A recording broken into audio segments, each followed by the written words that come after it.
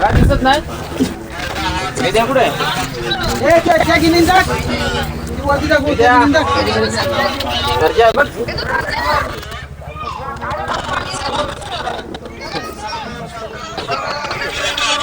दादा नमस्कार. आज बरेच प्रेक्षकांची इच्छा होती ही जोडी एकत्र पळताना पाहिजे. बरेच दिवसानंतर एकत्र आली. कसं नियोजन झालेलं आज?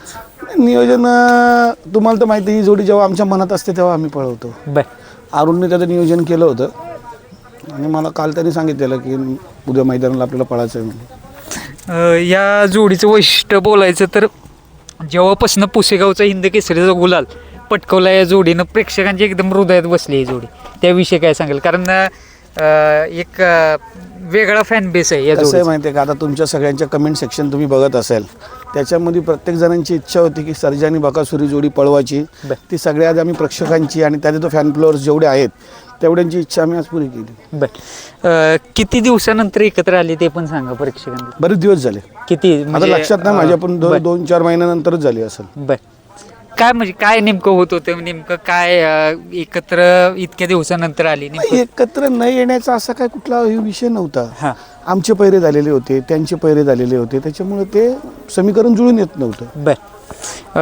आज चाचा होते गाडीवरती. चाचा ते तुमचे त्रिपुट- कायम एकनिष्ठ आणि एक संबंध तुमचे घरचेच आहेत, त्याविषयी काय सांगा? चाचा आणि आमचा हा संबंध आहे, हा कधीच तुटणारा नाही. बर, चाचा आमचा सर्जाचा आणि बकासूरचा एकनिष्ठ ड्रायव्हर आहे.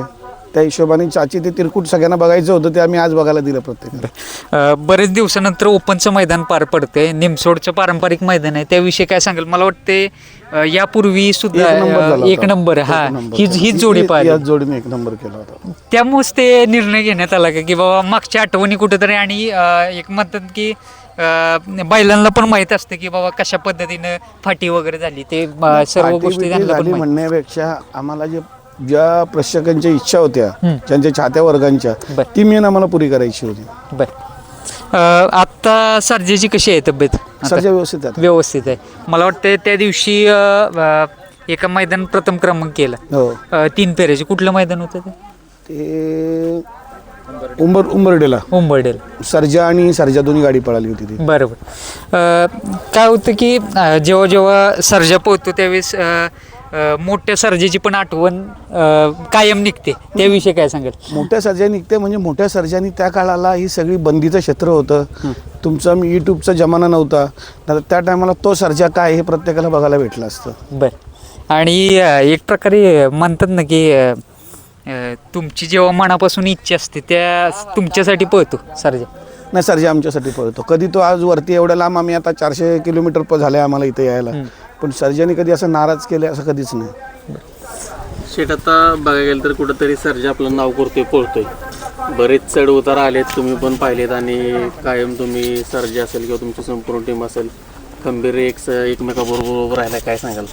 नाही, आमची टीम ही खंबीर सर्जाच्या बरोबर आहे. दुसरी गोष्ट म्हणजे अरुण, मी, जगदीश, एकनाथ, हे जे आमचं नातं आहे हे कधीच न तुटण्यासारखं आहे. त्याच्यामुळं असं आहे की सर्जाचं जे काय करायचं असेल तो निर्णय सगळा अरुण घेतो आणि तो जे काय असेल ते करतो. शेतकऱ्यांना तर बघायला गेलं तर म्हणजे बऱ्याच वेळा सर्जाच्या बाबतीत अडचण असू द्या किंवा तुमच्या बाबतीत अडचण असू द्या, बऱ्याच ठिकाणी बऱ्याच वेळा असं झालेलं आहे. पण असं कधी वाटलं नाही की तुमच्यात भेदभाव झालेत किंवा दुजापणा झाला? मी काय सांगितलं, भेदभाव आमच्यात कधीच होणार नाही. आज आमच्या दावणीला 3 नंदी चांगले पळणारे. आमचा मोठा पठाण पळाला, पठाणनंतर आमचा मोठा सर्जा, त्यानंतर आता छोटा सर्जा. पण आमच्या जी त्रिकूट आहे त्या त्रिकुटाच्यामध्ये कोणच हे आणू शकत नाही. बरोबर. आणि बघायला तर कुठंतरी तुम्ही सर्जाची देखभाल त्या पद्धतीने करताय. सर्जा देखील त्यासाठीच तुमच्या नावासाठी पळतोय आणि तो पण अजून पण प्रत्येक वेळेस सिद्ध नाही, करतो. सर्जाची पूर्णतः देखभाल जगदीश असेल, अरुण असेल, अनंतदादा असेल, एकनाथ असेल आणि आमचा पूर्ण सर्जा ग्रुप असेल, हा ती पूर्ण त्याची देखभाल करतो. मी 2-2 महिने बघायलाही जात नाही. बरोबर. काहीतरी आपली स्वतःची लाल करायची, तुम्ही बाईट घ्यायला बसलात म्हणून तो तसला विषय आपल्याला आवडत नाही. जे काय करतो त्याचं ते अरुणच करतो. तर नुसतंच काहीतरी आपल्याला श्रेय का ओढून घ्यायचं आपण? आज सगळं श्रेय त्याचं. आता त्याला बघत असेल त्याला किती दम लागलाय बघा. नाना बघायला गेलं तर आज गट असू दे किंवा सेमीफायनलची लढत ही सगळ्यात जास्त टफ सुंदर किंवा टप म्हणावे लागेल. अतिशय सुंदर असं पळाली, कडनं गाडी पळाली. आम्हाला टप असो काही असो, अरुणचं एक असतं, जशी गाडी लागेल तशी गाडी हाकलायची. विषय जे काय होईल ते नशिबावरती. कडच कायम नशिबात नशिबाला आहे लागते. त्याविषयी काय सांगाल? कारण बघताय की तुम्ही तर म्हटलं कायमच सेमीला असलं की कड नशिबात आहेच. समजायचीच. आता काय माहितीये का, कडच का लागते आता हे आपणही सांगू शकत नाही. आता चिठ्ठ्या निघतायत, प्रत्येकाच्यात निघतात आणि आपल्या समोर निघतात. असं कुठं की बाबा बाजूबाजूला चिठ्ठ्या निघतायत. पण विशेष आहे की कड असू दे, कडची फाटी असू दे, पण तुम्हाला भीती नसते या जोडीवर की बाबा कडन आले काय होईल अहो वगैरे भीती असं. असेलच कशी. जो आमचा खंबीर विश्वास देणारा जो अरुण आहे तो आम्हाला खंबीरही सांगतो ना की लागून दे, कड लागली तरी काय फरक नाही पडत. शेडदी बऱ्याच दिवसानंतर भेटलाय तुम्ही. मुंबईचं कसं काय नियोजन असणार आहे आता?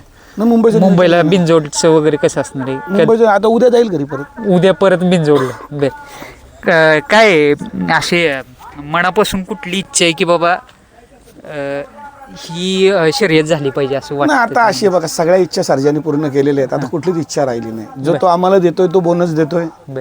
आणि तो आम्ही ती एन्जॉय करतोय. बरेच प्रेक्षकांची इच्छा आहे पुन्हा एकदा प्रेक्षक दिला चाललो होतो, माझ्या ड्रायव्हरकडनं थोडासा रस्ता चुकला, तर एक रेल्वे फाटकला गाडी लागली थोडीशी त्याच्याकडनं. हे लागली पण ती लोकं आल्यानंतर अशीच या वयाची पोरं होती, ती पाठीमागून गाडीवर आली कारण गाडीला बॅनर होता आणि ते मला ओळखलं. अरे सर्जाचा मालक आला आहे. त्याही सांगितलं, मग ते सांगत होते आम्ही कंप्लीट करू, हे करू ते करू. पण त्याही सांगितलं नाही नाना तुम्ही निघून जा, आम्ही बघतो इथं काय असेल ते. म्हणजे हे सर्व काही हां हे सर्व सर्जानी जे आम्हाला प्रेम कमवून दिले. बर. ओव्हरटेक जबरदस्त झाला आज म्हणावं लागेल कारण कड नव्हती गाडी. निम्म्यापर्यंत जरा तुम्हाला थोडीशी माहिती आहे, गाडी त्या गाडीला एकदा गॅस लागला हा. का मग तीच भेटत नाही आता.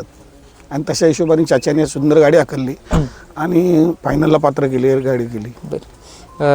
आता पुन्हा एखादं मोठं मैदान झालं तर ही जोडी आम्हाला एकत्र पाहायला मिळेल का? हो का नाही भेटणार, बर.